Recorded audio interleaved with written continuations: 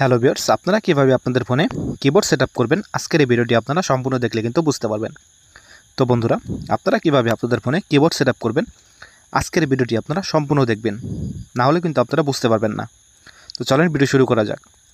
তো আপনাদেরকে দেখাবো রেডমি কিবোর্ড সেটআপ করে। তো দেখতে পাচ্ছেন এখানে যে একটা কিবোর্ড আছে রেডমি কিবোর্ড, এই কিবোর্ডটি আপনাদের আমি সেটআপ করে দেখাবো।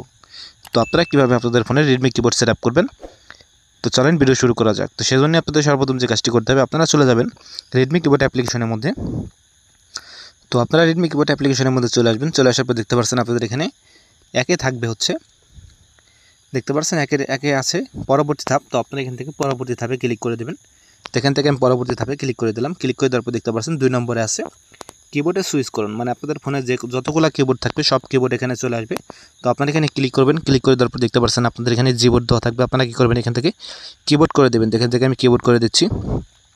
তো কিবোর্ড করে দেওয়ার পর দেখতে পাচ্ছেন তারপরে আছে পরবর্তী ধাপ। পরের ধাপে যান, দেখতে পাচ্ছেন লেখা আছে। তো আপনারা এখান থেকে পরের ধাপে যান, এই অপশানে আপনারা ক্লিক করে দেবেন। তো ক্লিক করে দেওয়ার পর দেখতে পাচ্ছেন 4 নম্বর অপশানে আছে সেটিংস ঠিকঠাক করুন। দেখতে পাচ্ছেন এখানে লেখা আছে সেটিংস ঠিকঠাক করুন। তো এখানে আপনারা ক্লিক করবেন। ক্লিক করে দেওয়ার পর দেখতে পাচ্ছেন এখানে অনেক সেটিংস আছে। সেটিংসগুলো আপনারা দেখতে পাচ্ছেন লেখা আছে পরের ধাপে যান। পরের ধাপে যান আপনারা ক্লিক করবেন। তারপরে দেখতে পাচ্ছেন লেখা আছে পরের ধাপে যান। আপনারা এখান থেকে পরের ধাপে যান, এখানে ক্লিক করবেন। ক্লিক করে দেওয়ার পর দেখতে পাচ্ছেন তারপরে লেখা আছে পরের ধাপে যান, এখানে আপনারা ক্লিক করবেন। ক্লিক করে দেওয়ার পর আপনাদের কিবোর্ডটা কিন্তু সেট আপ হয়ে যাবে আপনাদের ফোনে। তো এখন আপনাদেরকে দেখাচ্ছি যে আমার ফোনে কিবোর্ডটা সেট আপ হয়েছে কিনা। তো এখান থেকে আমি ধরেন যে কোনো এক জায়গায় টাইপিং করার জন্য যাচ্ছি। তো এখান থেকে আমি নোটপ্যাডে চলে যাচ্ছি।